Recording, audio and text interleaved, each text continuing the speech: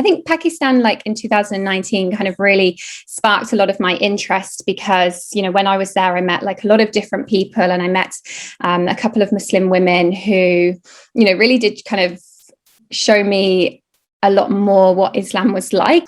You know, we see as some women in countries like that as quite oppressed. And then I realized, like, hang on, like, you're really strong, you got your own business, you're so independent. It really just, that's really kind of got my mind like thinking a lot more open and thinking about different things.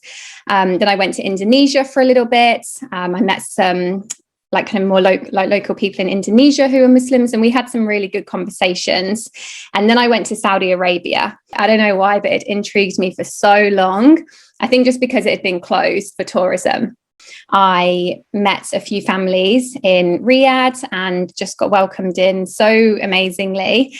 And, you know, just really part of their day, I was kind of just like hanging around their house, and we would just go out for dinner and things. And we went on a road trip as well. And, you know, a few of them, obviously, they'd be like, oh, we just need to stop and pray. And that's when I really started to understand more of like what being a Muslim was like in the daily life, especially when it came to prayer.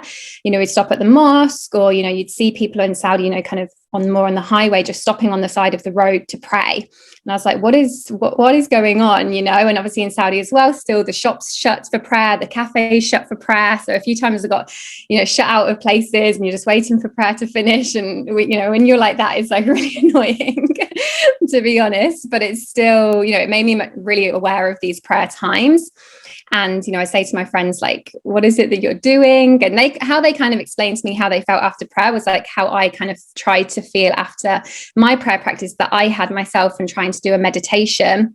And that's really what got me intrigued.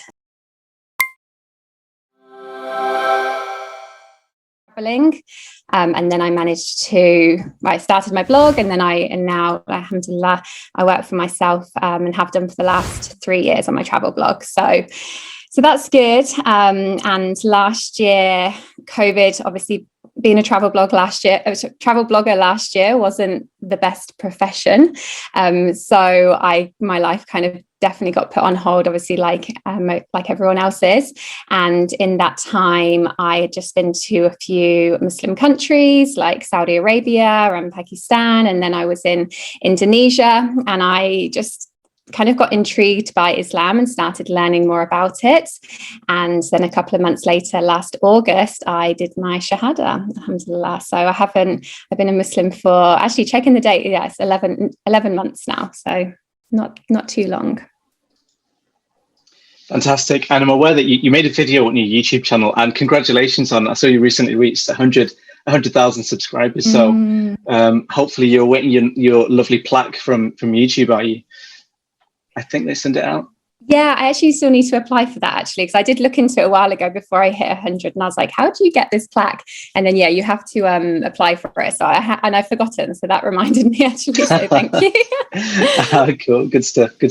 So you've got a couple of videos, well, you've got a few videos on there about your journey to Islam. So I'm sure many people have seen it, but I'm also sure that there may be people who haven't. So do you want to talk about your journey, like your literal journey, and then obviously what led to your eventually embracing Islam? Yeah, definitely. So I'd say I've been like a spiritual person definitely for the last couple of years. I think like 2017, I kind of got really into a lot of different kind of what I see now as like new age spiritualism, a lot of different things. And I kind of got into very much like manifesting and the whole idea of praying, but praying more to the universe. So I used to have like a little prayer practice and mantras and stuff that I used to do, and this kind of like gratitude practice. But I definitely, you know, aimed it at the universe rather than this idea of God. And then, yeah, like I said, I was in, I think Pakistan, like in 2019, kind of really sparked a lot of my interest because, you know, when I was there, I met like a lot of different people, and I met a couple of Muslim women who, you know, really did kind of show me a lot more what Islam was like, because like, I guess I'm ashamed to say, like, you know, I've lived in the UK for all of my life, really, apart from my travels, and a few years living in Australia, lived in London for a few years, but I never had any Muslim friends. I can't even remember if I've really worked with any Muslims. I must have. I used to work for Nando's, actually, at their head office, which is a really multicultural company. So like I must have, but I don't recall it at all. So really kind of going to Pakistan and especially speaking to women who, you know, we see as some women in countries like that is quite oppressed. And then I realized, like, hang on, like, you're really strong, you've got your own business, you're so independent. It really just, that's really kind of got my mind like thinking a lot more open and thinking about different things. Then I went to Indonesia for a little bit. I met some like kind of more local people in Indonesia who are Muslims, and we had some really good conversations. And then I went to Saudi Arabia. And Saudi Arabia for me was very much just like a travel trip. Like as soon as they opened their borders for tourism, which was like end of 2019, I was like, as soon as I can, like I'm going to Saudi Arabia. Like, I don't know why, but it intrigued me for so long. I think just because it had been closed for tourism. So I was like, what is going on here? And I just happened to, through couch surfing, actually, which was something that I'd never done before, I met a few families in Riyadh and just got welcomed in so amazingly. And, you know, just really part of their day, I was kind of just like hanging around their house, and we would just go out for dinner and things. And we went on a road trip as well. And, you know, a few of them, obviously they'd be like, oh, we just need to stop and pray. And that's when I really started to understand more of like what being a Muslim was like in the daily life, especially when it came to prayer. You know, we'd stop at the mosque, or, you know, you'd see people in Saudi, you know, kind of on the highway, just stopping on the side of the road to pray. And I was like, what is going on, you know? And obviously in Saudi as well, still the shops shut for prayer, the cafes shut for prayer. So a few times I got, you know, shut out of places, and you're just waiting for prayer to finish. And, you know, when you're like that, it's like really annoying, to be honest. But it's still, you know, it made me really aware of these prayer times. And, you know, I say to my friends, like, what is it that you're doing? And how they kind of explained to me how they felt after prayer was like how I kind of tried to feel after my prayer practice that I had myself, and trying to do a meditation. And that's really what got me intrigued. And then I happened to go to India. Then I came back to Saudi, was traveling around a little bit more. And I saw some videos of people going to Medina. And I was like, okay, non-Muslims can go to Medina. And I just realized that Medina was really close to Jeddah, which is where I was going. And really on a whim, I just kind of basically booked a bus, booked a hotel. And before I know it, I was like in Medina, which now I realize is a really big deal. Obviously at the time I was a little bit blasé about it as well, because I didn't really realize just how big of a deal that is to be able to go there.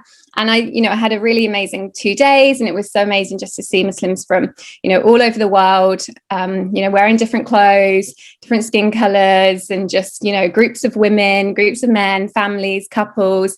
It was just so lovely. And it, you know, it really does have this such peaceful, you know, atmosphere.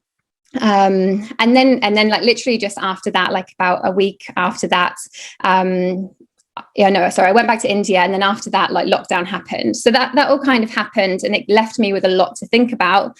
And then lockdown happened, and I was in Indonesia, and all of a sudden I had a lot of time to think about things. And, you know, I still was speaking to a couple of friends that were in Saudi, and, you know, Ramadan was kind of approaching as well. And that's really what, you know, got me thinking about it. And, you know, obviously being in COVID, when we didn't really know what was going to happen, it was quite a scary time as well, I think, you know. And for me, I really kind of turned to that prayer practice and was kind of like, let's give, you know, asking God a go, you know, for protection instead. And that's kind of how it started. And then I kind of got interested in, okay, like, how do you pray as a Muslim? And then that's when I started that. And then as kind of maybe about a month later, then Ramadan came around. I was in Indonesia. I literally lived across the road from a mosque where I was living in Indonesia. So I was like, okay, I had some Indonesian friends that were fasting, so I decided to fast. And that was also a huge catalyst for obviously learning more. I read the whole Quran during that time.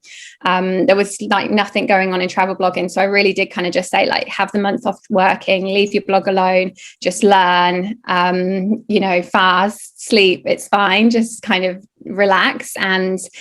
And then after that, I wanted to keep on praying. I kind of got a better prayer practice during Ramadan. Like towards the end, I was trying to really like pray 5 times a day in the last 10 days, because I realized how special they were. And that's then it kind of snowballed after that. And then I came back to the UK in July, nearly a year ago, actually. And I kind of I kind of knew before I left Indonesia that I wanted to do my Shahada, but I also realized that I was in kind of like a bubble on this tiny little island across the road from a mosque with the Muslims around me. And I was like, let's just let me get home, back to my family, back to my kind of like more like normal life, and think, do I still feel the same way? But I did, and I did, and I was still kind of praying. I think I wasn't praying as much. I remember obviously in the summer now here, the prayer times are so long, whereas in Indonesia, the time doesn't really change in Indonesia. So I was like, wow, like, they're totally so early and so late. But yeah, I realized it was something that I still wanted to do.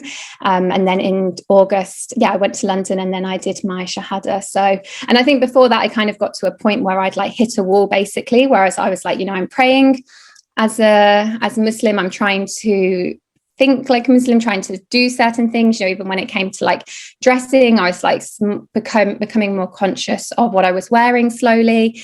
And I kind of even felt to a point where I was learning, I felt like a sponge, like where I'd learned like so much that like I couldn't learn anymore, because I also like wasn't Muslim yet. So I was like, I feel like I need to like take that step and that leap in order to, and that commitment in order to say like, this is what I am, and then to kind of go from there, because I was like, I can't just keep praying and doing all of this like without being Muslim. So I kind of just have to, make this commitment that I am, and just see what happens.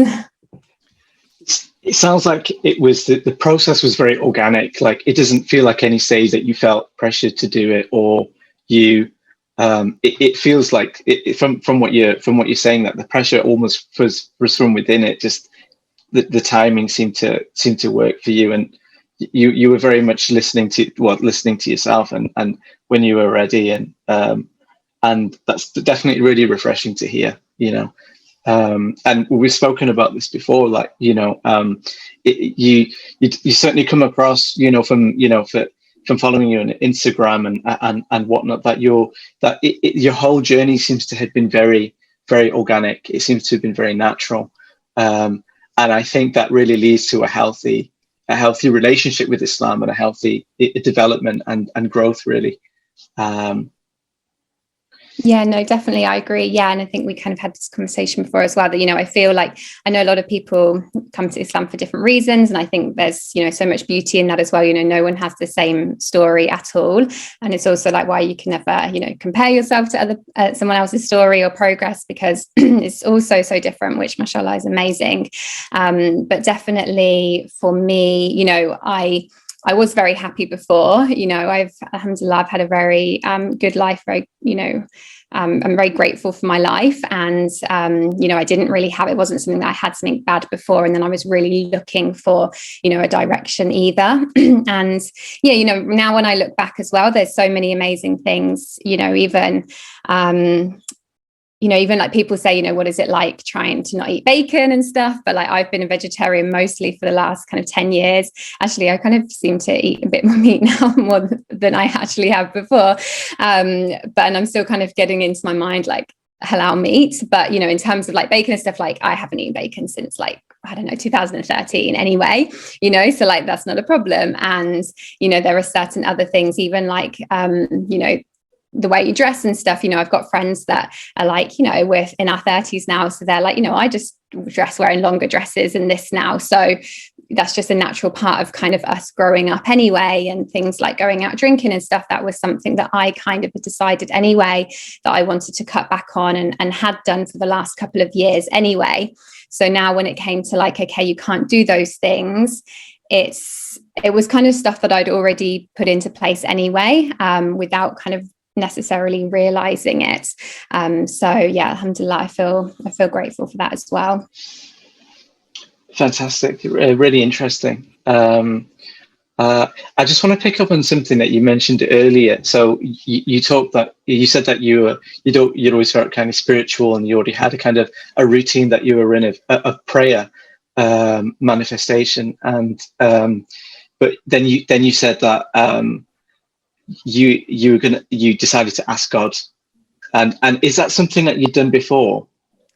I think, good question. I think because I grew up in, going to a school where we, it wasn't a Christian school purely, but, we used to sing hymns, all that kind of thing. I think it's pretty typical of a primary school, especially kind of like 20 years ago.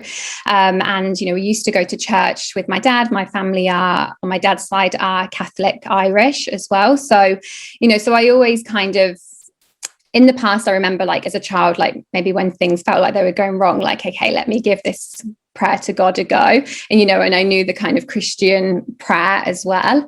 But I think as an adult, really, and especially since this 2017 time where I was more into more new age stuff, then yeah, I wouldn't say that had kind of come to my mind. No, not towards God.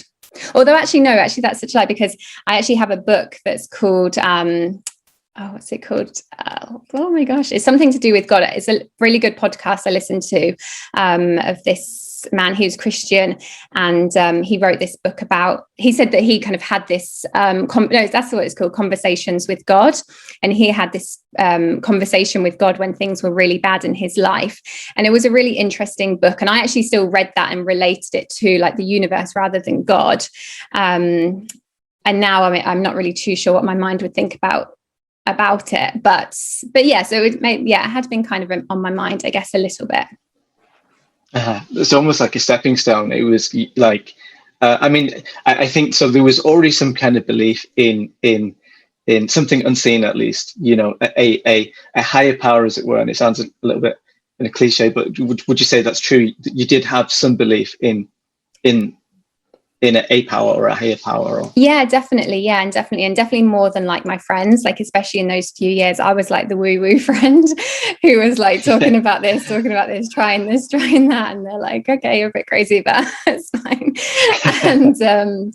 And so yeah, and I used to kind of think like, yeah, like how come my friends aren't, they're quite open-minded, or people that I worked with, who perhaps, you're just like working with them, you don't pick them as friends so much. And yeah, I'd kind of always kind of like be like, why isn't your mind as like, why can't you think about this as well? And actually you kind of have this like belief of nothing. And I used to like think that was really strange, because I definitely did have a belief in something and quite an open mind also to understand maybe what other people believed. Maybe I didn't, but I still kind of could see it. Mm-hmm. And you mentioned in your video on YouTube, you mentioned that there were a couple of moments that were kind of catalysts. And you mentioned was it in India you were visiting? Where was it, a tomb that you visited? Yeah, so it was called Akbar's tomb, and that was my second tour, because just before COVID hit, I ran 2 group tours for women to India. So that was our second time in Agra within the month. And the guide said, this is Akbar's tomb. And he says, do you know what Akbar means? And he says, it means the great. And he's like, it's like Muslims say Allahu Akbar. And I was like, oh, and then obviously having been in Saudi and having heard the Adhan for, a couple of weeks, it was just, things like that just really kind of clicked to me. And there was a few things then, and I spent 4 months in India, 6 months on 2 different trips in India the year before. And I was much more kind of, I went to quite a few Hindu temples, Buddhist sites, and, I really didn't see much of the Muslim culture at all in India, even though obviously it's extremely prominent. But, I think as a tourist, it's more focused on that kind of like the Hindu sites and things.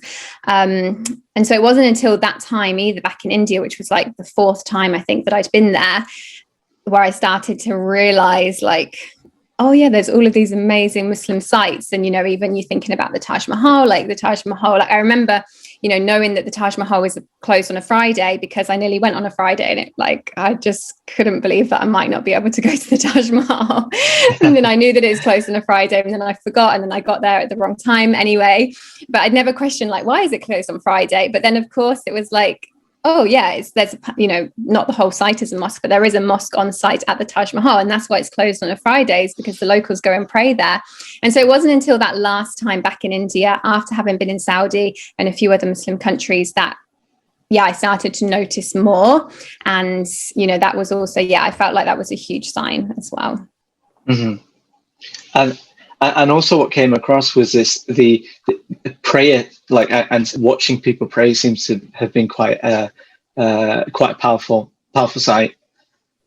Yeah, I remember the first time actually I saw people pray was in Islamabad in Pakistan, and I remember, yeah, we were there on a Friday, and it was just really, really busy. It was just before Maghrib. Obviously, I didn't really realize that at the time, and I remember the people that I was with, they were like, you have to go in this door as a woman, we go in this door. And I thought we would meet in the middle, because before this as well, I'd only ever been in mosques as like a tourist. So, mosques that are kind of more open for tourism, like in Abu Dhabi, and I'd been to kind of a few in like Kuwait and Beirut and things, but they were normally empty, and you just walk in as a tourist, you see everything, the dome, take a few photos, then walk out. Whereas this was, as a woman, I walked in and then I went onto the balcony, and I just could not get my head around the idea that I was on the balcony as a woman and all the men were at the bottom.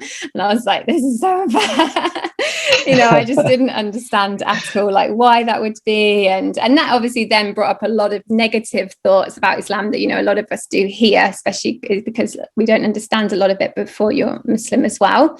But then I did stand and watch from the balcony, and I watched like all of the men pray, and there must have been kind of like getting on like 100 men just in front of me, and it really, really was an amazing sight as well. But yeah, and that was the kind of point where it was like you're starting to ask questions and question things as well. Okay, and what was it about the prayer that you found that affected you? I think from witnessing it. Yeah, I mean, I think it's just the fact that it's just done in so much unison as well. I think I've always I found that really interesting. And then I've always just loved the Adhan. And I think, I've heard that from a lot of people who aren't Muslim as well. And when they're traveling to Muslim countries, hearing the Adhan for people, is so moving.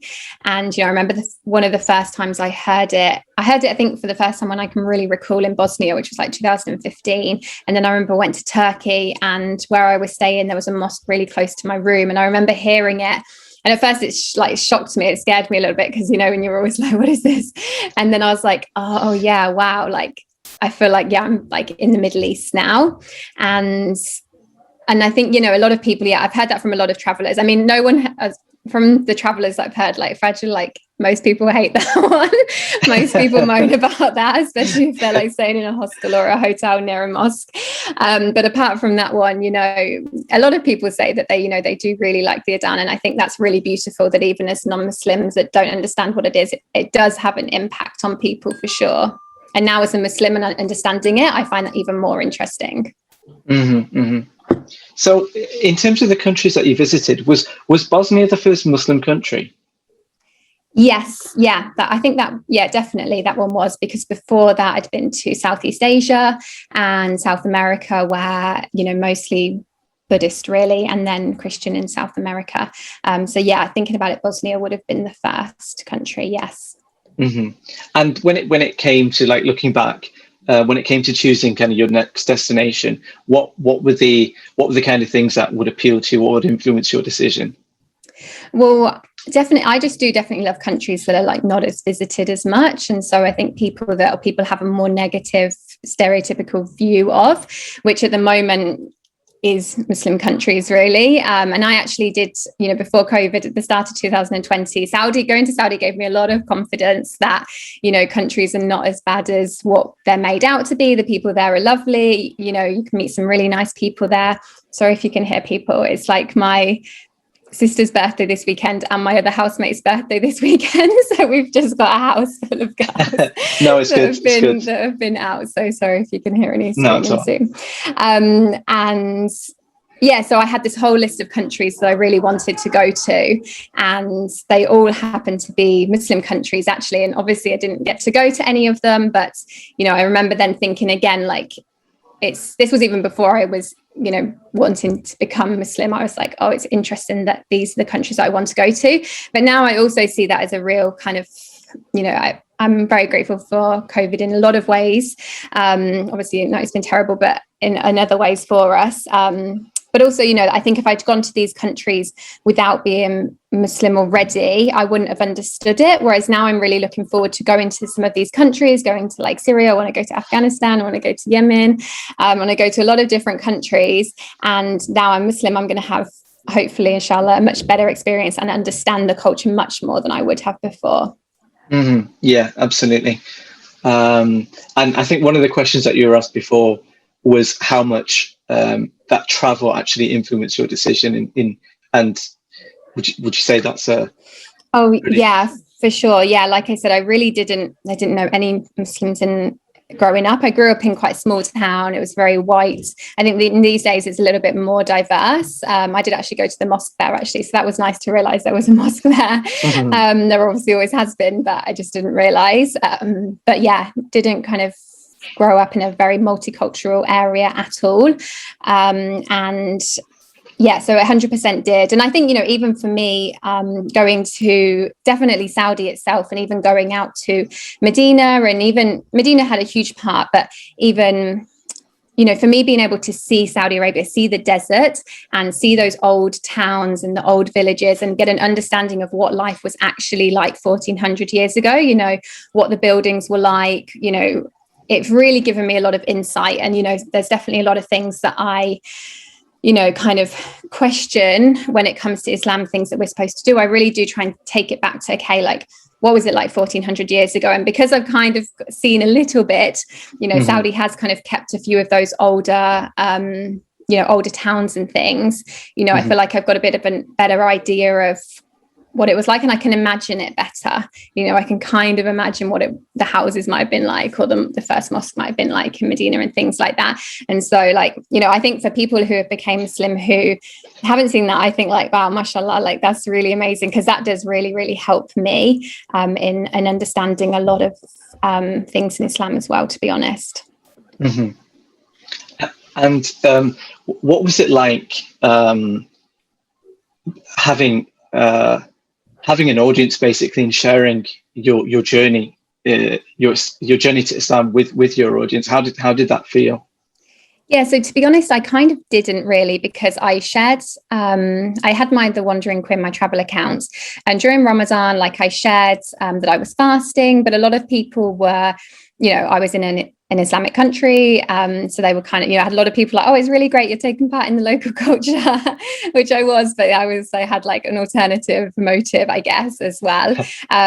So people, yeah, didn't really question that at all. And, you know, even once I did my Shahada then, I still didn't say anything online for about a month. And it wasn't until I think then I just got to Istanbul afterwards, and I shared that online then once I was there. And then I created my second account, the eQueen account as well. So I did really make a conscious effort, especially like even though I knew I was going to do my Shahada, and actually I followed a couple of Muslim women who were kind of like travelers, and I'd been following them, and me and them would chat a little bit. And I remember like after I did my Shahada, like I told, you know, I was like trying to find like, who have I been speaking to recently to tell them, because I was really excited, but I didn't want to put too much on there. So I did make a conscious effort, not to share anything until, you know, about a month, 6 weeks later. And that was something that I was definitely pleased with as well. And I think for me, you know, I'm also grateful that, you know, all of my learning was basically done via YouTube and a couple of books. And I was really pleased that I kind of got to choose what I wanted, not what I wanted to listen to or learn, but I didn't really have any other external comments or judgments, or, you know, even from Muslims, really, I guess really what I'm referring to as well. In there, it was very much like it was just me. And, you know, and even when it comes to, on that note, like even when it came to learning, you know, I know some people have found it really hard with mosques being shut. But, you know, I think for me, you know, COVID as well has been a really good time to be able to learn more about Islam. It's been a really good time to find my own teaching resources. Like personally, I'm really pleased that I didn't just go to a local mosque, listen to what they said, and kind of took that as, you know, that's what it is, you know. And I think obviously, like in every kind of thing during COVID, you know, a lot of the top people in the world, whether you're scholars, a yoga teacher, whatever, they put everything online, and all of a sudden there's much more access to to things that, you know, kind of like if you didn't live near someone or in that particular town, you didn't have access to. So I'm really grateful for that. And I'm really grateful that I managed to learn from like a kind of variation of resources, and that didn't affect my thinking either. Kind of like I did do it very much by myself. If that makes sense. Yeah, no, absolutely. And I remember when you told me this, I was like, you say how much you learned from YouTube, and normally, like, I'm thinking, God, someone learns from like YouTube. It can be like one of the worst places to learn, because there's just, it's unrestricted. Anyone can kind of put stuff out there. So I think there's probably a lot of people who have kind of learned Islam from YouTube, and it's actually been detrimental for them. So it's like, for me, I just thought, you know, mashallah, that's Allah's really taking care of you there by just, like, I don't know, inspiring me the right stuff to search for and showing you the right stuff. Yeah, definitely. I definitely feel very guided in that way as well. I kind of had a rule that, like, if the person was like shouty, I was just turn it straight off, you know. And I kind of, you know, there was people that I, you know, like Yaqeen Institute, they're a big one that I speak about a lot, because, you know, I kind of listen to a few different scholars that are part of their platform, and, you know, I really enjoy the way that they speak. I really enjoy the way that they deliver things. I've listened to a lot of their podcasts, so, you know, so things like that. I think, you know, as you get through, you kind of start recognizing the names. Like Mufti Menk was one that I listened to a lot. I haven't really listened to him for a while. Maybe I think there was a few videos recently that I was a bit like, no, I don't know about. So, but that's fine as well. And I think, you know, so I definitely, although I say YouTube, and I still try, I'm cautious of when I say this to other people as well, because like you, I'm very aware that there's a lot of videos on there that might not be correct, and also just like people's opinion, or, you know, there's a lot of different things. But I think, when you find a channel that you enjoy watching, the people are, for me, it's like how they talk. Yeah. So I like it when people are delivering something very well, especially if they're talking, you know, and they're relating it back. And also another big thing for me is actually listening to people who, you know, live in the US, live in Canada, live in the UK, because, you know, they understand our Western culture, and apply a lot of those things to our life. I think, you know, if you listen to someone who didn't, I think that's also quite hard to relate to them as well. So I definitely still need to be mindful, but it is an amazing platform as well. Yeah, definitely. And I think the no shouty rule, I think that's a really good filter. Like, if the person's shouting, it's just not nice. Like, no one really wants to be shouted at, I think, especially when discussing something in Islam and like a beautiful spiritual journey. Like, that shouldn't, I don't know, that it seems to be common sense. You wouldn't really want someone shouting at you about those kind of things. Yeah, but there's a lot of them on YouTube. Yeah, definitely. Yeah. Yaqeen, they do some really amazing stuff, and it's good to see like really good quality and like well-made content coming through that's kind of backed by scholars and whatnot. And the idea of trying to filter what authority, basically, who basically has the authority to speak, that's something that the wider Muslim community struggle with too.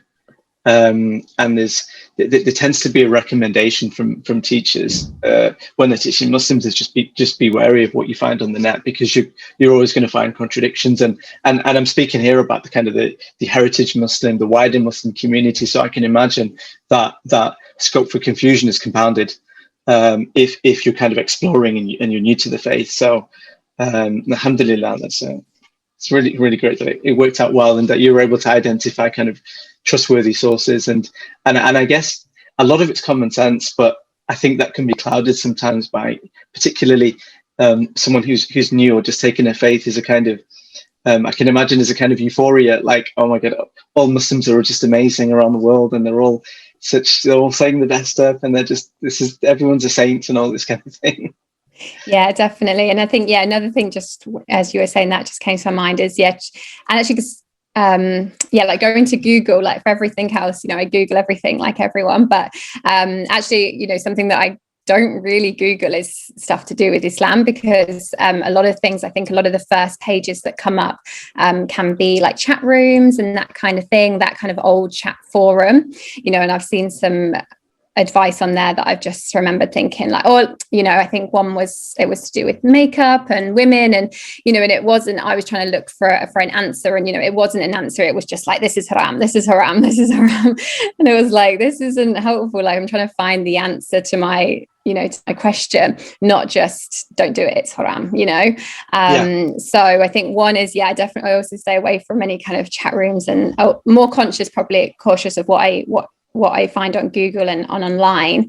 And then something else that I do try and do as well, if I am searching for a particular thing or a particular question, is trying to look for different answers. I think if you go onto something, or you listen to a few different videos, and that they're all saying the same thing, there's maybe three things, and you can probably, not guarantee, but it makes you feel more confident that is probably the answer. But if you go on something and one person saying this, then one person saying this, and one person saying this, then it doesn't even necessarily mean that any of them are particularly wrong. But obviously, we know there is different sects of Islam. There are different people that do believe slightly different stuff on some subjects. And, that for me is where I'm like, okay, I still need to look into this more, or decide maybe what fits for me in my life and what I believe, if there's not actually a clear answer on it. So I think also, looking more than once for an answer on different platforms, different people, is also really important. Mm-hmm, mm-hmm.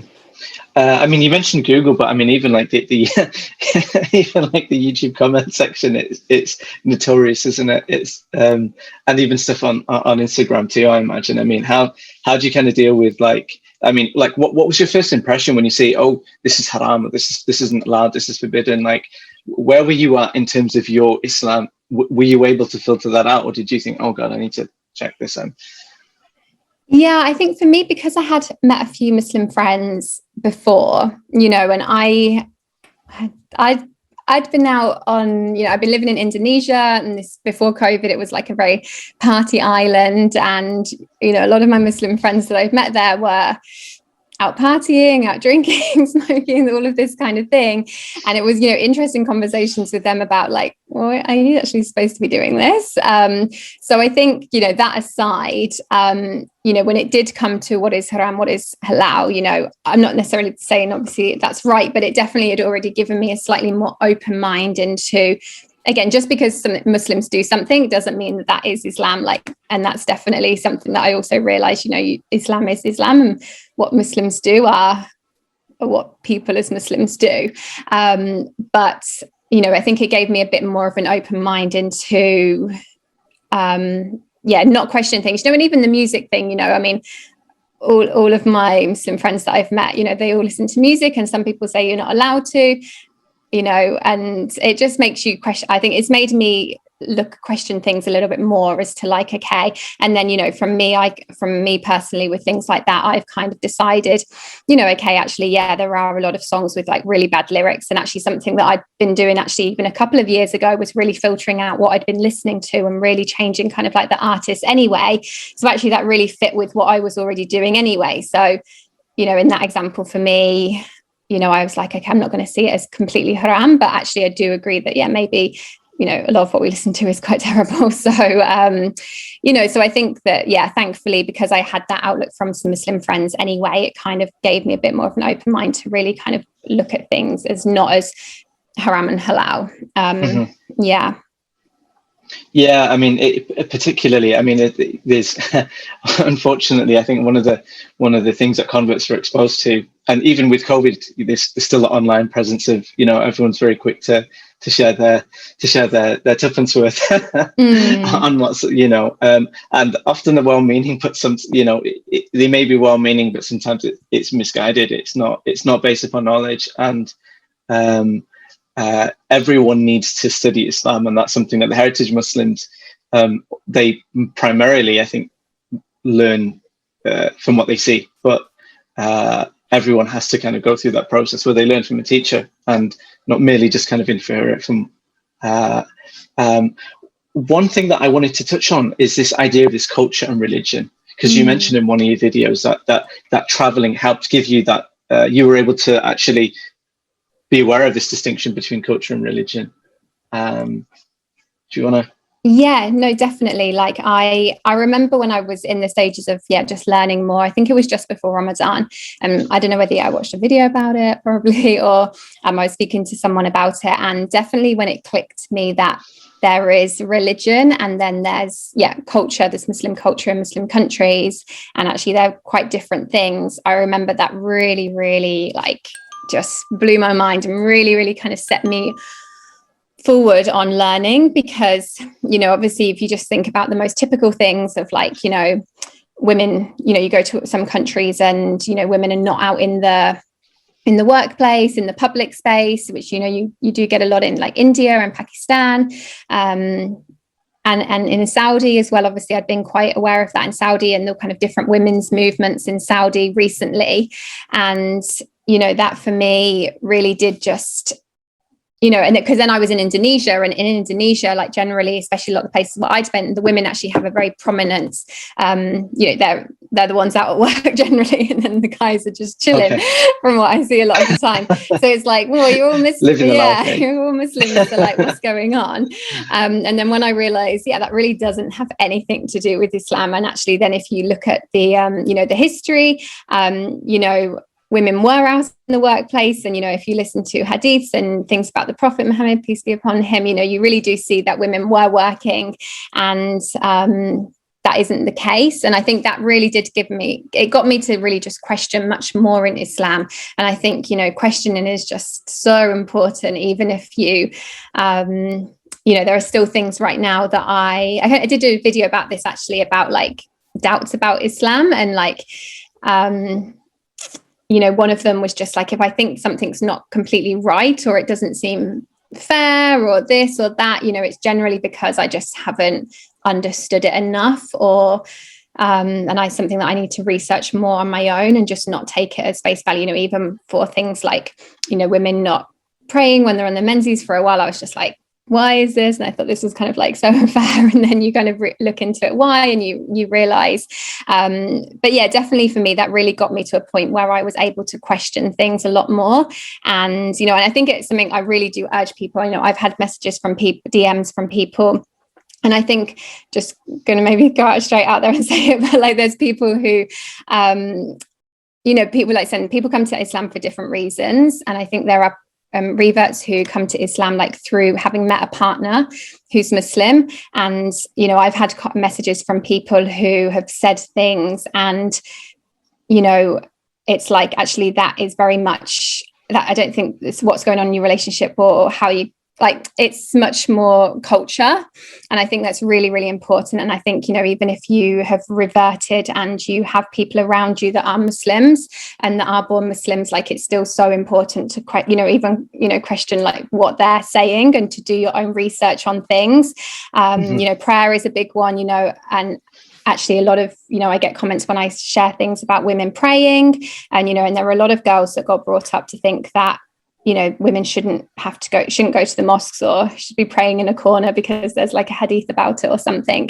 And I think that is a very cultural thing. So it is just so important to, to look into that yourself and really question, no matter who is around you as well. Yeah, no, absolutely. I mean, to be honest, this idea of culture and religion is a discussion that goes on, and I think even again, it's an issue that affects the heritage Muslim community too. I mean, so many Muslims in the UK, and I imagine in many of the countries, don't necessarily distinguish between culture and religion, and they kind of learn religion via the medium of their culture. And it's only until someone questions it or they travel somewhere else they realize, actually, wow, okay, this is actually from religion and this is from culture. And I've got friends who are on Instagram, and they're kind of scholars and imams, and they and he does a Q&A, one in particular, and he does a Q&A, and he shares his questions and the answers that come through. And I'm like shocked. I'm like, wow, I can't believe that born Muslims have these questions, and we're actually taught this. And it beg your pardon, some of it is so wacky, it's so far out. From one hand, I'm like, seriously, and on the other hand, like, alhamdulillah, there's a platform that exists that people can kind of have these misconceptions. They can ask at least. And you can, definitely. And I think, one of the, there's a lot of people, who watch my videos, for example, it's a lot of born Muslims as well. Like I definitely know that. And I know, I think there's like two reasons a lot of born Muslims like watching reverts as well. Is like, one is, I think it's nice to see someone who's excited about, something that you've always had your whole life, and I think it gives people that kind of extra boost of faith as well, as like, oh, this is what I've already got, and now you're really struggling for it, or, you became Muslim, like this must be a really good thing. And then two is definitely the idea that, maybe we're like questioning things more or sharing, that's why, I do try and share as much as I can on my profile, and especially around, like even things like prayer. Like if, a born Muslim girl or woman can kind of see that and thought, oh, that's what I've always been brought up thinking, but actually that isn't correct now. And it doesn't matter how old you are when you realize that, I think that that's a really nice thing for me to be able to share. And it's also, amazing platform that we can share those things on as well. So I think, born Muslims do also like reverts, because we kind of take, like maybe a lot of people that they're watching do take the culture out of it and actually do kind of, I don't want to say teach, but make born Muslims question it as well, which, I think is really good. And that's something that I never expected, to be honest, from like sharing what I did. That really wasn't something that I expected would happen. And that would be a reason why born Muslims would enjoy watching, or, if actually get information from what I'm saying. I didn't expect that at all. So that was interesting. Yeah. I mean, like the fact that learning and knowledge was such a key part of your journey is, I would say, and I say as someone who's born into a Muslim household, like my learning didn't begin until I kind of recommitted later in life, in my kind of early 20s. And prior to that, I would have, I suspect you may have known more than me after a kind of couple of months of researching, and it's literally like that. And I think a lot of kind of heritage Muslims are like that in the UK. So I'm never surprised by although I say that, but I am surprised by the level of, the lack of knowledge really of Islam, even amongst Muslims. In terms of this culture and religion distinction, for a lot of converts, or not, I wouldn't say a lot, but for many converts, the idea of culture and religion as an identity is often a struggle that they go through. We've had one of our previous guests here on Sunday Night Live, Mustafa Davis, who's a filmmaker from California, living in Turkey, and he is someone who traveled the world in studying from kind of West Africa to Syria, to Yemen, to Sudan, and he visited all of these places. And he said, I tried to be Yemeni when I went to Yemen, I tried to be Syrian when I went, etc. And he said, and it's only when I got back to California that I realized that I'm just a kid from California, and that's when his Islam felt most natural. Is that something that you went through, or? Yeah, I think definitely. It's definitely something that I'm still probably working through and probably will do. I think, even when it came to me, coming back to the UK at the start of this year, and if, we take the example of like dressing, for me, the idea of modest dressing, I think I did kind of click earlier on this year that like, hang on, some, South Asian dresses, they're really, really beautiful, but I'm not South Asian. So like, I don't want to dress like a South Asian woman, and some Arab, wearing an abaya. Great when I'm in Saudi, great when I'm in an Arab country, great when I'm going to a mosque or like Eid prayer perhaps, but, I'm not an Arab. So I don't want to dress like an Arab in the UK either. Like I'm British. And, one of the reasons why I did my Shahada in the UK as well is because, it kind of dawned on me like, oh, just how many British Muslims there are. And, I really wanted to be like a number towards people in Britain converting to Islam. And I think that also really strongly more tied me to my identity as someone who's British. And, for me, like traveling as well, I've been to so many places, but I do, I'm so grateful for the amazing facilities and, amazing things that we have here in the UK. Like the more I go away, the more I'm so grateful for actually what we have in the UK, even though there's a lot wrong with our government, all that kind of stuff. But, we're very, very lucky. So, I do identify, I am proud to be British, and I'm happy being white and blonde.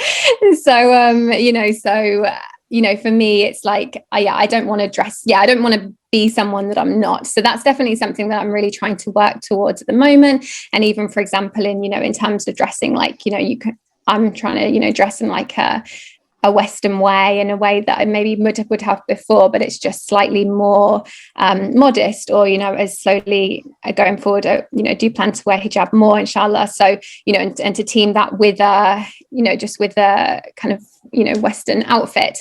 And I think, you know, that for me is key. And I think, you know, one thing that I really did listen to a lot when I was in the process of doing my, like, wanting to revert, I did listen to a lot of show, you know, YouTube videos, and people who were saying, you know, they kind of had this identity crisis. They kind of, you know, reverted, then they kind of lost, you know, changed a lot of their friends, you know, maybe they weren't speaking to their family as much. They, you know, really did kind of go, you know, fall into it in a way.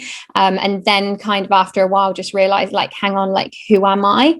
And, you know, for me, I'm really trying to hold on to that. And,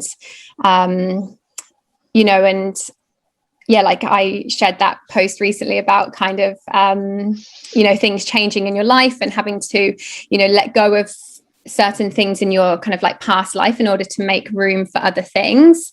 And, you know, for me, I'm like trying to hold on to my identity. I'm trying to, you know, I'm like, I've still got the same friends. I'm still, you know, I live with my sister, and, you know, they do a lot of things that people would see as say it is haram. But it's like I'm fine with that, because it's not me doing it, it's my family, and it's my sisters, and I'm happy with that. And I think that's, for me, is also how I feel very happy as a Muslim now, that I know what I believe in my heart, and I don't need to be someone else, and I don't need to have completely different friends or a completely different situation around me, if that makes sense. Like, obviously I hope in time things will change, but at the moment, you know, everything's still very new. It's only been a year and we're still only just come out of lockdown. Yeah, no, absolutely. I mean, and I think listening to you talk and what you share, I mean, I personally have witnessed converts who come to the same conclusions after like maybe like a 5 or 10 year period. So it's nice, and it's refreshing to hear that you've reached like the right conclusions with, you know, in a lot less time, and, you know, with a lot less, you know, I guess I think if someone does go down a different route, and they try and change too much, they can alienate the family, they can do all kinds of things, and that stuff can take years. I mean, that can take years to correct. And, you know, and I've spoken to converts who are still kind of 15, almost 20 years after their Islam, and they're still trying to repair relationships, which is obviously quite difficult. And so alhamdulillah, it's nice to hear it done in almost a very natural and a level-headed and a rational way, I guess. So that's kind of, you know, nice to hear, I guess. Yes, no, that is really nice. Yeah, alhamdulillah, that's really nice.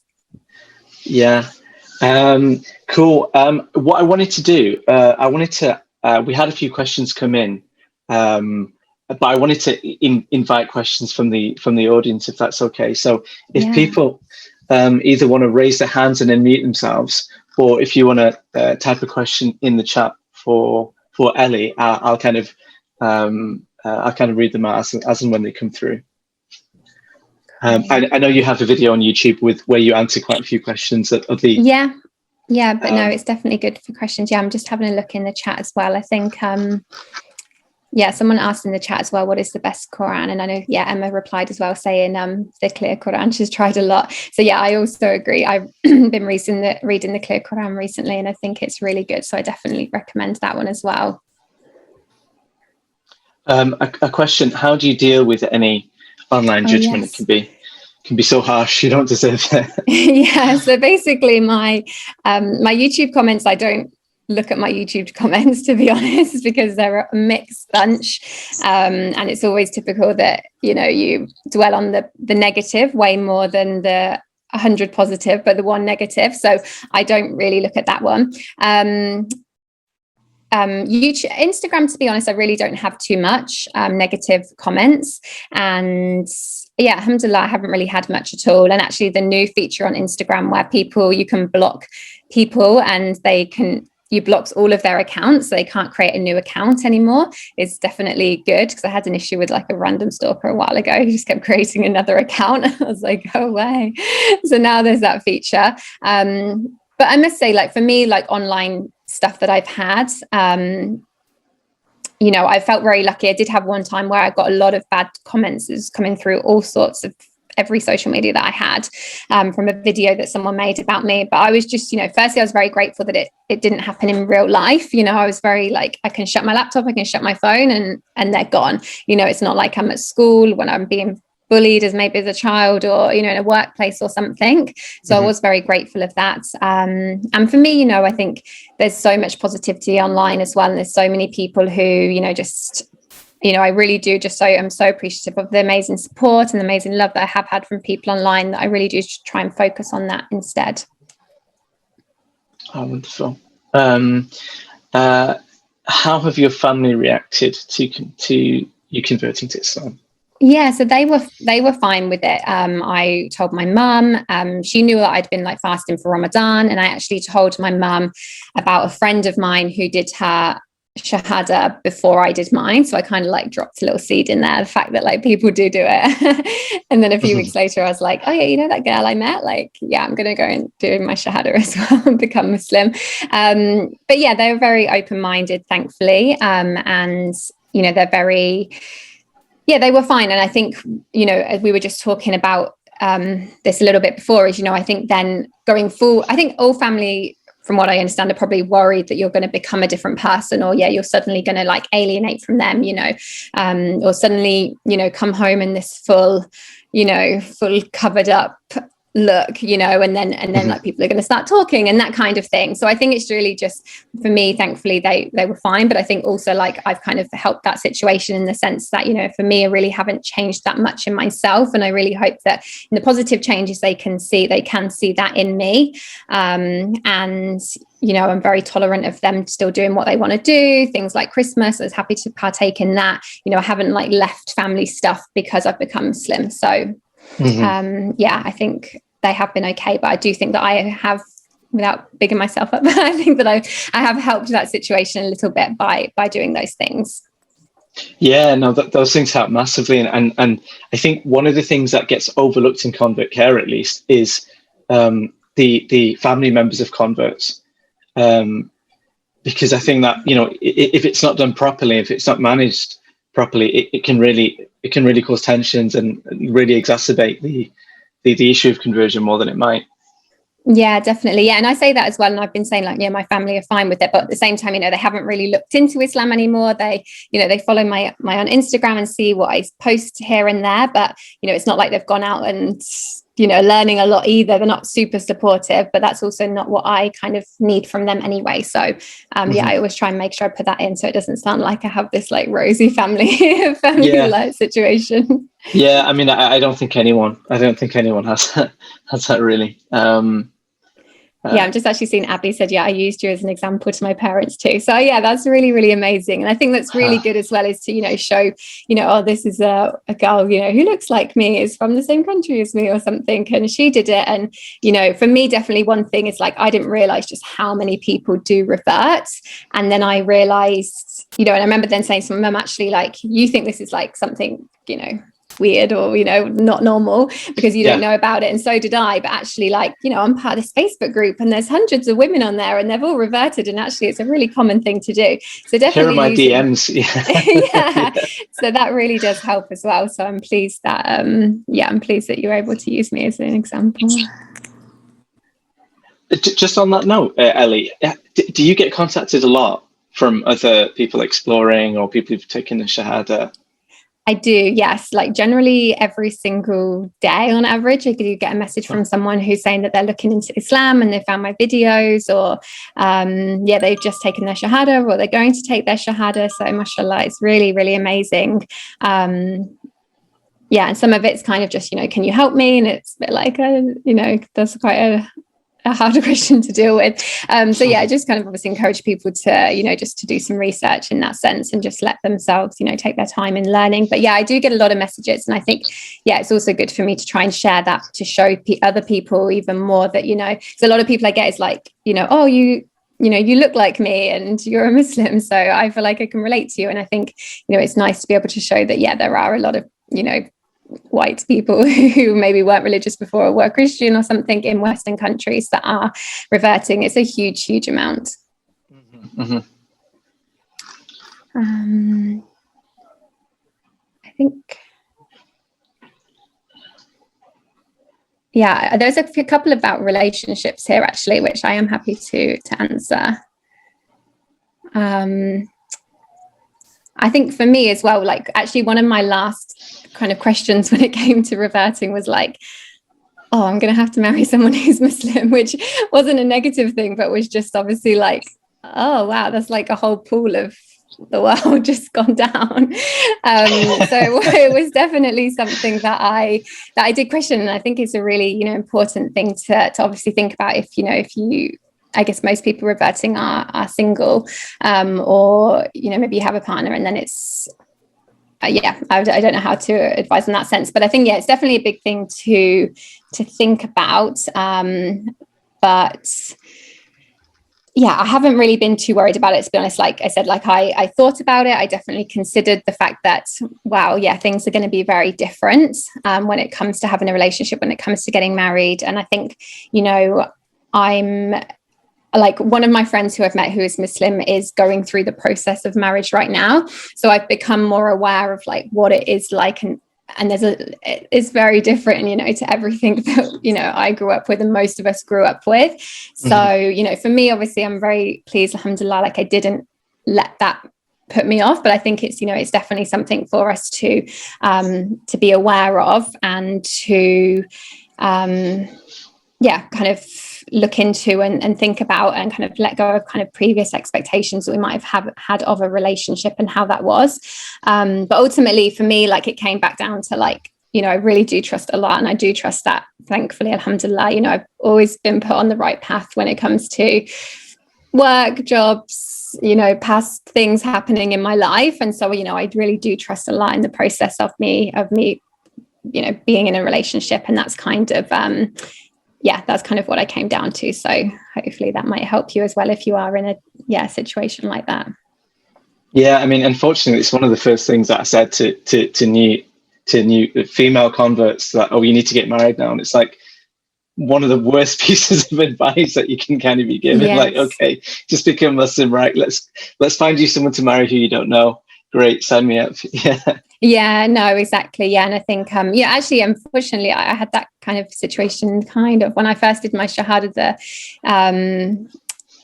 the Imam that actually did it he was joking. There was someone getting married there and he was kind of like, oh, are you looking for someone? And I was just like, no.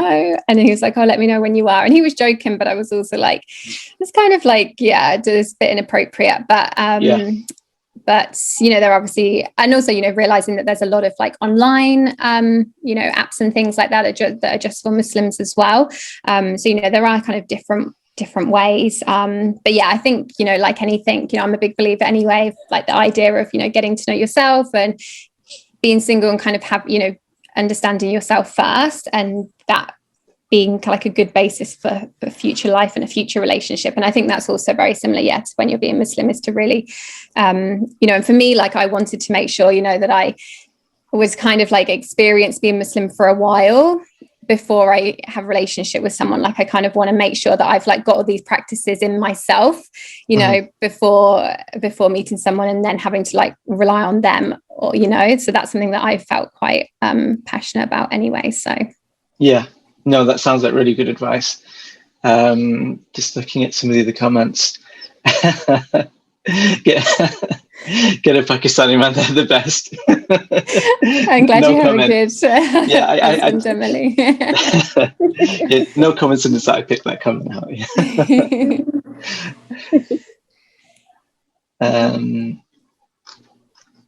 Sorry, I'm just going through these. I mean, it seems like that getting pressured into marriage is definitely one of those, one of those things that rarely works out well. It really kind of rarely ends well when, and I don't think people understand just how big a decision that is, where it's just almost like okay, take Shahada, and like for some reason it's like the next step. Therefore, you now have to get married, and it's like, whoa, where did you you went from like 1 to 100, and like I missed all the steps in between. how that's yeah, no, definitely, yeah, it does seem a lot. Just going through the comments. Has traveling to Muslim countries been more educational than reading? That's a good question. And hi to Mike. Hope you well, Mike. Good, we got away from Mike. Yay. I'd say it's a bit of both, really. I think, like I said, it definitely got me to meet more Muslims in person and kind of, understand a little bit more, like maybe, like a bit more about the culture, but kind of like in a positive way. And definitely, like I said, for me, like going to different countries, Muslim countries, was definitely the point where I was able to question, and it definitely leads me to questioning a lot more, because I've seen like, okay, well, they do it there, or maybe life is like that for them theirs, and they're all Muslims, so how does this all work? And and then you compare it to here in the UK, and obviously where there's so many Muslims here in the UK, and you can't compare like what a family does in Saudi to what a family does, up in Manchester or something, and but you're all Muslim. So it definitely got me to a point where I questioned more, but to learn more, I wouldn't say so. I think like definitely doing kind of research by myself has been the most important. It's been all of my learning, really. Mm-hmm. Question: How long were you travel blogging before it became your main income? Yeah, so I started blogging in about 2015. In 2016, I realized, like, hang on, people make money from this. And then it took me about 2 years after that of working on my blog alongside a full-time job. And then slowly, about a year later, I started to get some paid work from it. And then I decided I wanted to go traveling full-time anyway. So I kind of quit my full-time job and went traveling at full-time at the same time.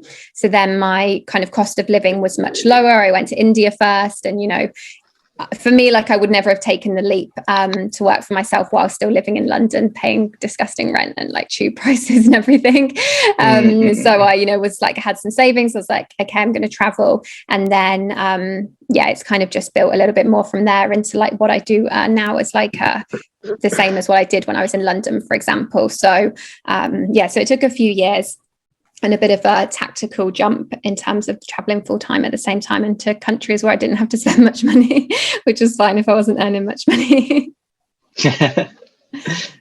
And when kind of taking a few steps back, when did you travel a lot when you were younger? Is it something that you'd always wanted to do? Or? Well, not as a child, no. So not growing up at all. Like my parents didn't really travel or anything like that. But I just, got to I didn't go to university. So I left school, did my A-levels, then worked full time at 18, went on like a few like typical girls holidays and kind of realized like, okay, people are like working out here. What are they doing? And then thankfully I realized like I didn't want to work in a bar in Zante or Ibiza or something. So I ended up spending a summer instead in the US. I did Camp America, actually at a Christian camp, which was quite interesting, teaching girls how to horse ride, which was much better than working in a bar, thankfully. And I went for that option. That was in 2010 and I was 20 at the time. So that's what really kicked off my wanderlust, as I say. And I worked with a couple of different girls from the UK, from the US, from Australia, New Zealand. And then as soon as I was there, I was like, right, my next trip is to go to Australia and to do my work and holiday there. And so I kind of got home, worked for about a year, and then went off to Australia when I was 21. And then from there, it's kind of just been constant on-off travel. So really all of my 20s basically. But that was just not something that I did growing up though. Mm-hmm. And might be a silly question, do you get homesick much when you're traveling? I don't know. I normally miss my dog more than anything. More my dog more than my parents in the past.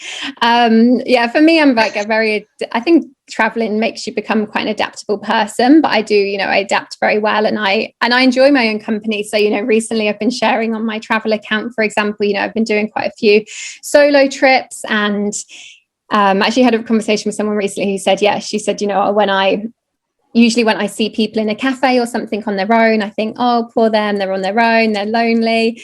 And I'm like, no, I was like, on this trip, I didn't even, a lot of trips I go on, I don't even ask my friends to come with me or anyone to come with me, because I just love time by myself and I just enjoy my own company. So I kind of should remember what you just asked, but yeah, so I'm happy by myself and everything. Mm-hmm. And do you think since coming back to the UK, do you prefer to travel more alone? Would you say?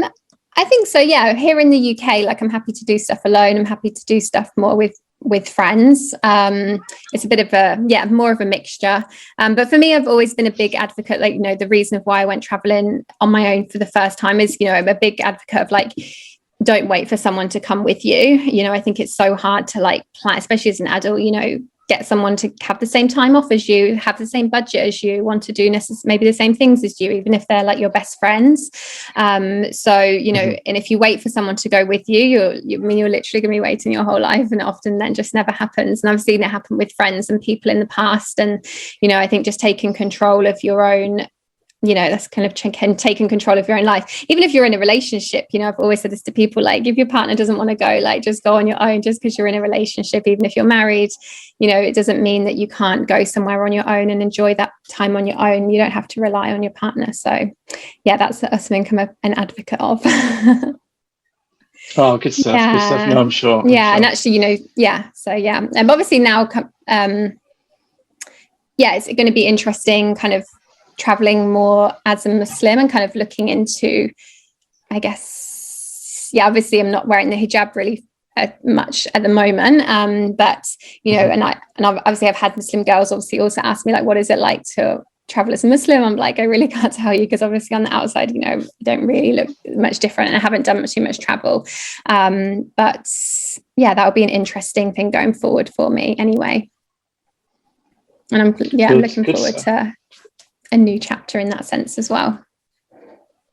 Good. It seems like COVID's been a really interesting period. I mean, at New Beginnings, we've had a lot of people.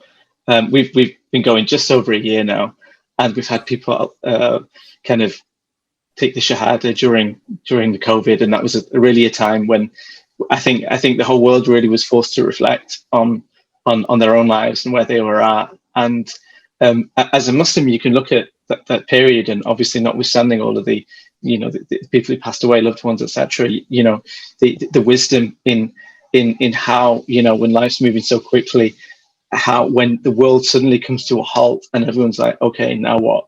And you're kind of forced to think and reflect on things that you've probably didn't have the time to, I guess. So we've certainly seen that in New Beginnings, definitely. Yeah, definitely. Yeah, and like for me, I've been very grateful of that kind of just time of standing still and not having to, also when it came to prayer practice, for example, and there's a question here I'll just answer in a second. I feel like I've been able to really establish a good prayer practice because like I've been at home all the time, and so it's been really, really easy, and I haven't really had to worry about praying in other areas because I've been at home, and I think that's definitely made it easy. And I have so much respect for people who have reverted in the past, obviously pre-COVID or now, and you're still in trying to go to an office job and trying to fit things in around there, or maybe trying to slowly change how you dress, and you're with people that you see all the time and you saw before you were Muslim and you're seen after. And so I really respect that it must be a really, really hard transition. So I do feel very grateful that, I've had the chance for COVID just to be on hold. And like now I feel like slowly, obviously life is opening up a bit more. And I'm also aware that like I probably had it really, really easy as well. And all my challenges are probably like yet to come, not all of them, but I'm definitely going to have challenges coming forward as well through that. But like, how do I pray out of home in the UK? So travel prayers, like I won't go into it now, but obviously there's like the travel prayers. So you really pray 3 times when you're a certain miles away from your home are a real blessing, because they do make life a lot easier. And actually, I think because of the times in the UK at the moment, you know, like Maghrib is so late. So when I've been on my trips, you know, it's like, I mean, you're waiting around for like 9:30, you know, to even be able to do that last set of prayers. So I really haven't struggled at the moment, because I think that with travel prayers as one, so it's obviously less prayers that you have to do. 2 is the times of the prayers, they're so spread out that actually, like, I've been kind of around accommodation, and actually relating to travel prayers is that you do have much more flexibility on the time where you are, that window of prayer, and so that really hasn't made it too difficult for me at all so far. So alhamdulillah for that. And again, that's, you know, when you think about Islam like that, is we've been given these things like travel prayers to make things easy for us. So you know, that has been given to us, and it's nice to notice that as well. Definitely, yeah. Question, next travel destination. So where am I going next? So nothing really amazing. Well, I'm going to London in a couple of weeks, and then I'm going to just popping back to Dorset.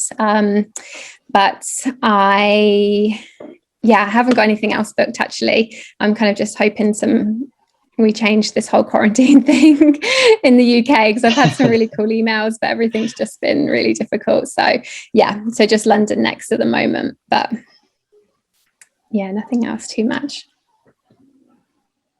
There was one about just shopping online about dresses. So at the moment I've just been kind of shopping still in quite high street stores. Obviously I'm aware that, like, I don't probably dress maybe as modestly as other Muslim women may choose to. I feel like that's something that I'm still kind of on my journey for, so I'm aware of that. But yeah, Modernise, however you say it, is a really good one for modest clothing, definitely online. And then there's a couple also, like, really, I know it's sometimes hard to find, but trying to find like shops that are created by Muslim women, like the sports clothes that I've been wearing recently, the Fit Generation, like that's like a modest sports top, and that was set up by a Muslim woman in New Zealand, you know, for Muslim women. So definitely, you know, supporting those kind of businesses is also good, because, you know, they've created it for Muslim women and you're supporting a Muslim woman's business. So I do suggest like trying to look into those as well. I know they can be quite hard to find, but Instagram is definitely a good way of finding them. Am I apprehensive traveling on your own to a Muslim country without a guardian? Who would expect you to have? To be honest, like, I traveled to Saudi Arabia by myself. Saudi Arabia is like the strictest Muslim country, and it's fine. No one expects you to be. I mean, there's differences, especially as a foreigner. I'm aware that as a foreign white woman, there are differences. But for example, in Saudi, you know, tourists are treated very, very differently to what you know, a Saudi woman would be, or even maybe a woman that maybe looks Arab, who could be from you know, a nearby country or from Saudi. But yeah, the whole kind of idea of, I've had people saying like, you can't travel on your own anymore because now you're a Muslim, is not something that I'm even entertaining. It's not, without getting into too much details, I'm very passionate about it. But yeah, it's not that. So my travel style and how I travel solo, how I do things, is not changing at all. And I don't believe it should. So it's not something that I'm looking into or worried about.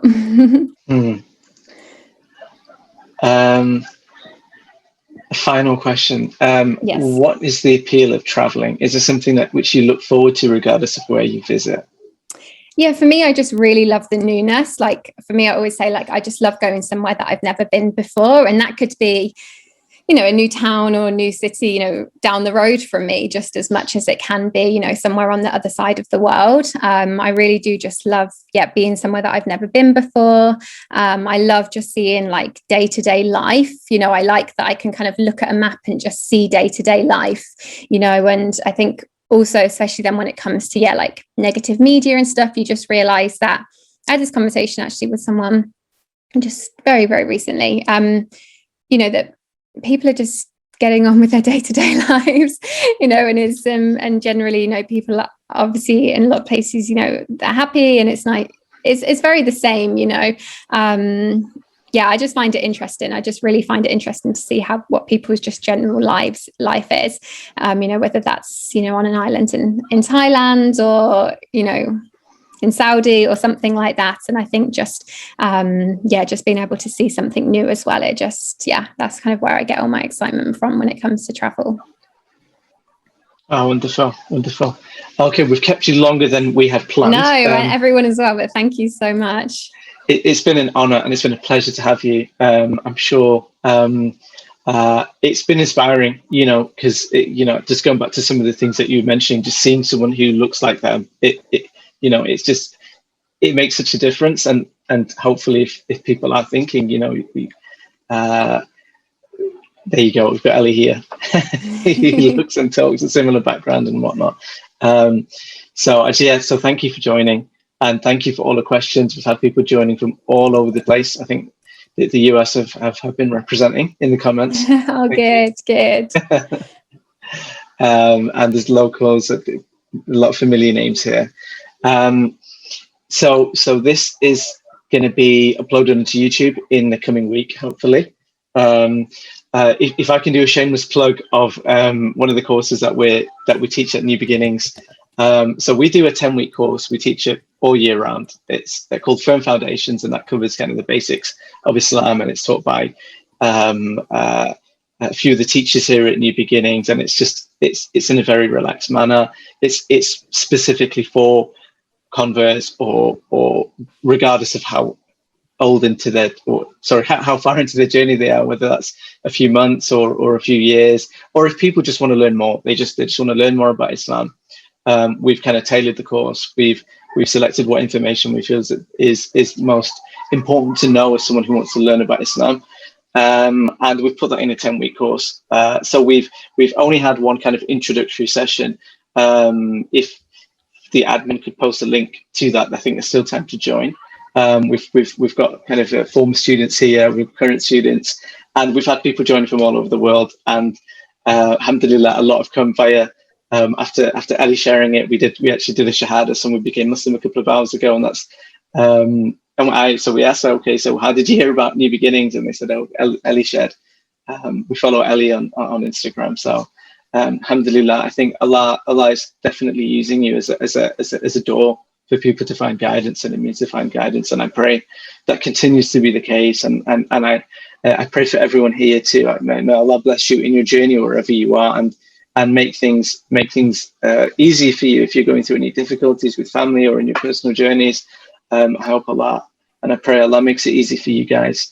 And I hope Allah reconciles the hearts. And for people who are thinking, I hope this has helped. And please do follow New Beginnings on Instagram.